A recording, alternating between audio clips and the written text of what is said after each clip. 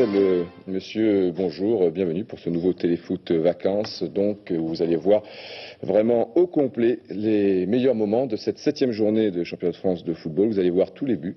Il y en a eu 24, mais bien entendu, nous allons commencer par le match vedette. Là, il n'y en a eu qu'un, mais cela ne veut pas dire pour autant que le match n'a pas été spectaculaire. Loin de là, il y aurait pu en avoir beaucoup d'autres et peut-être, Frédéric Gérard, quelques buts au Serrois en première mi-temps. Enfin, il y avait Joël Batz. On ne le voit pas, mais il est à côté de moi. Montre-le. Je suis là. Il est là, voilà. On ne prenne pas quand même pour un débile. Alors c'est parti, Auxerre donc contre le Paris Saint-Germain et on commence par ce qui constitua les deux faits du match. Nous sommes ici en première mi-temps, Auxerre domine, Ferreri pour Ferrer et ce que réalise Batz ici est tout à fait exceptionnel. On va revoir d'ailleurs cet arrêt réflexe. Le ballon est également détourné par le poteau. Talent plus chance, tout y est. L'autre fait du match, bien sûr le but marqué par le PSG. Le seul de la rencontre, 1 heure de jeu, Suzik pour Poulain, seul devant Martini.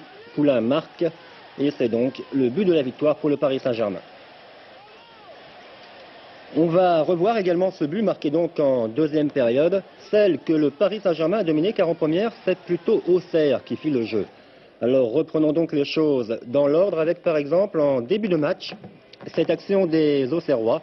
Elle illustre bien ce que fut par moment leur domination avec Ferreri ici qui donne sur la gauche un ballon pour Ferrer qui a le temps de centrer.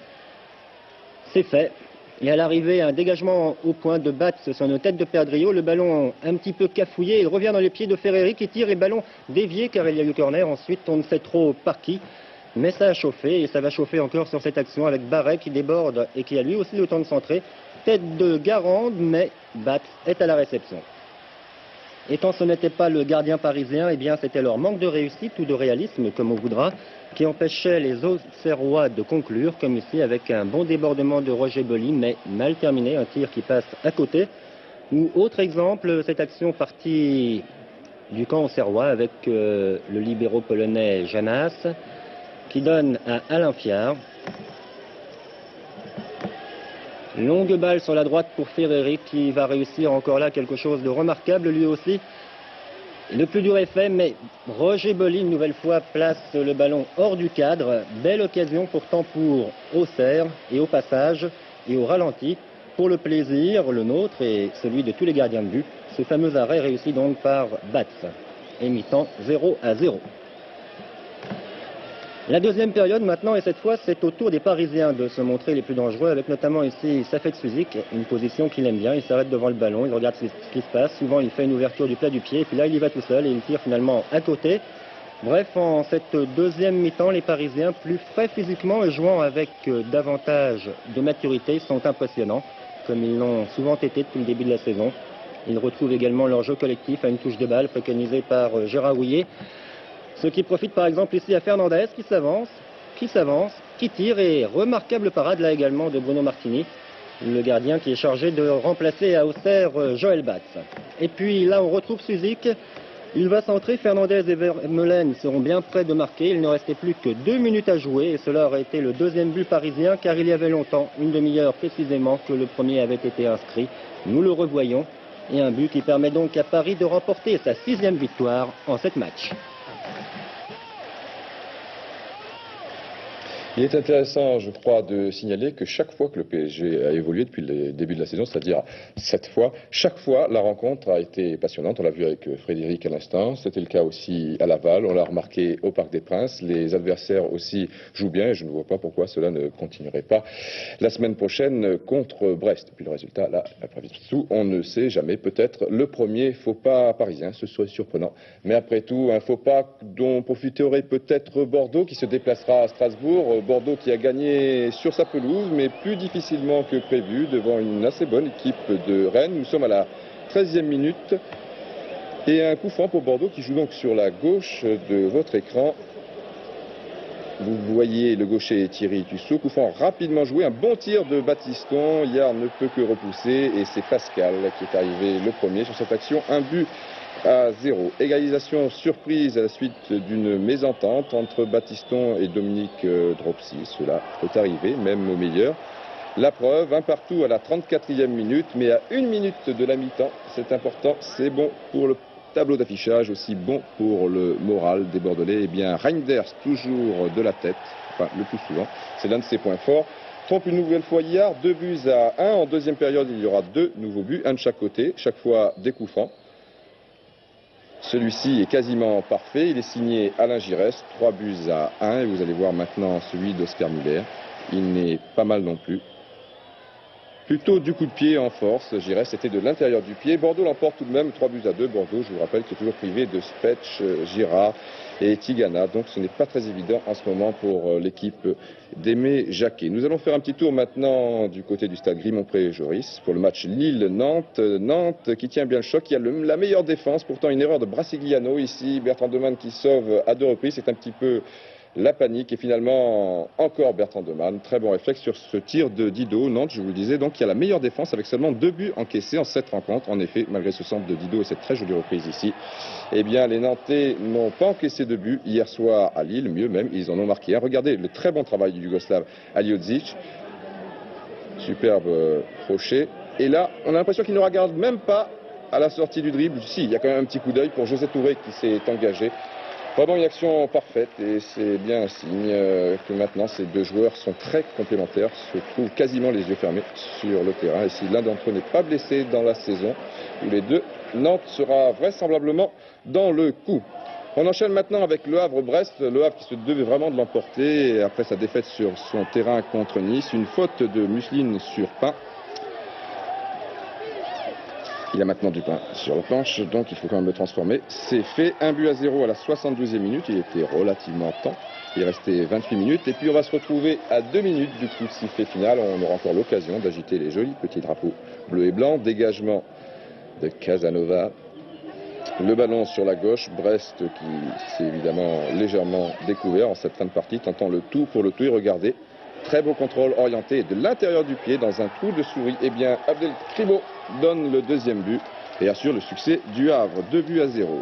Et maintenant, une victoire surprenante, enfin, surtout le score, la victoire de Toulouse sur Toulon avec un premier but signé Eric Castagnino, le gaucher. Cela fait 1-0.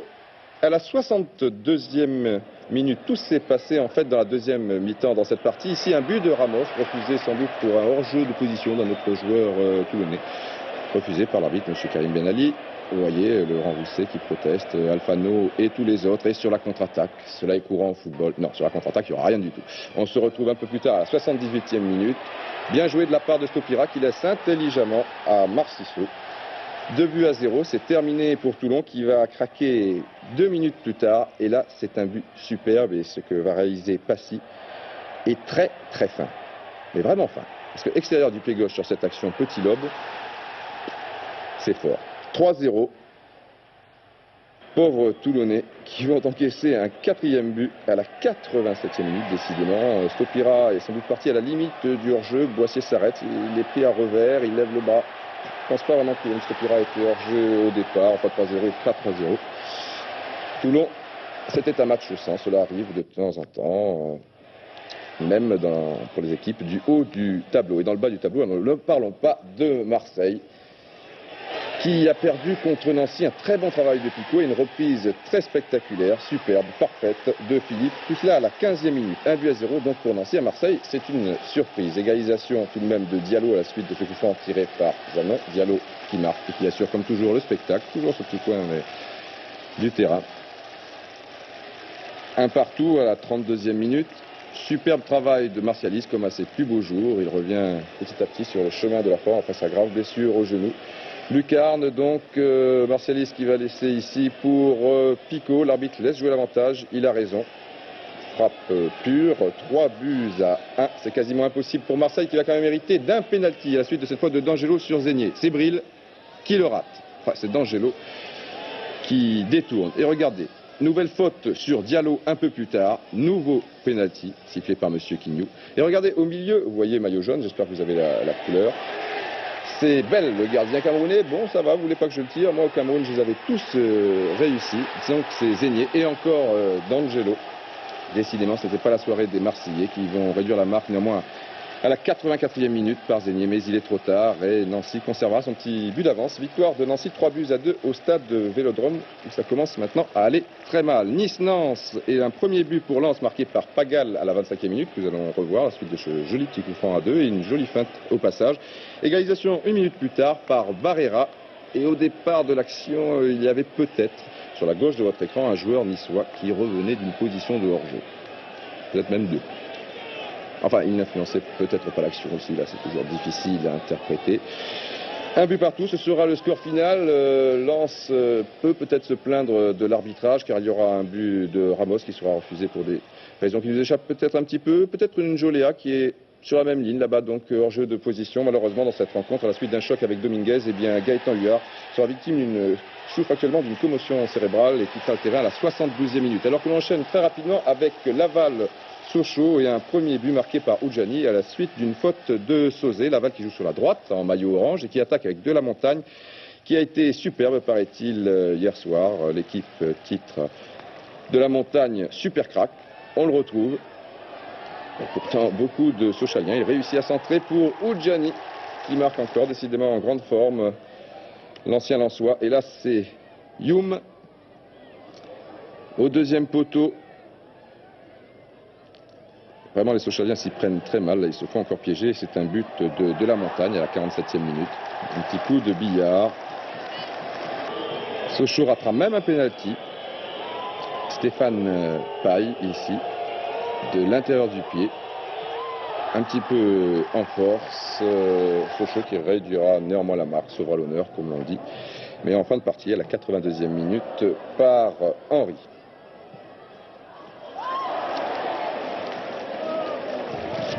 Et maintenant, le classement, je vous rappelle les deux autres rencontres. Vendredi soir, Metz et Strasbourg avaient fait match nul 0-0. Et hier soir, Bastia, au stade Furiani, n'a pu faire que match nul contre Monaco 0-0. C'est la raison pour laquelle il n'y a pas de but. Nous ne voyons pas des images de ces deux rencontres. Donc PSG conserve ses 2 petits points d'avance sur Nantes et Bordeaux. PSG qui recevra Brest, donc, la semaine prochaine, alors que Bordeaux se rendra à Strasbourg, je vous l'ai dit, et Nantes recevra Laval, le samedi 24 août. Lens n'est pas bien loin, une bonne opération, tout de même match nul à Nice. Dans la deuxième partie du classement, ça devient déjà assez critique pour Bastia, ça on savait depuis le début du championnat quasiment, et pour Marseille.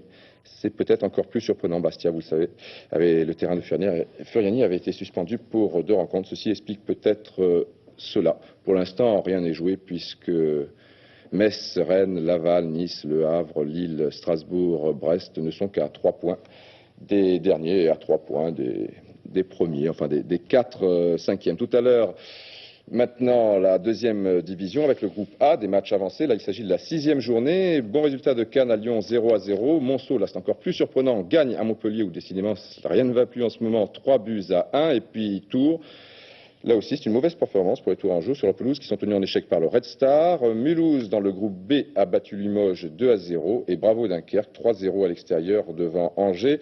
Ce soir, donc, le reste des rencontres. À signaler dans le groupe A, le match au sommet Le Puy-Istres. Le Puy, surprenant leader du groupe A contre Istres, le 3e, qui évolue en 3e division la saison dernière. Et puis dans le groupe B, Racing Club de Paris, ce sera l'affiche, le premier contre Quimper, le 5e. Tout à l'heure, je vous parlais de Lens et je vous disais qu'il n'avait pas eu beaucoup de chance avec les arbitres, il pouvait se plaindre. Eh bien, j'ai lu la déclaration de Joachim Marx tout à l'heure dans l'équipe et c'est tout à son honneur.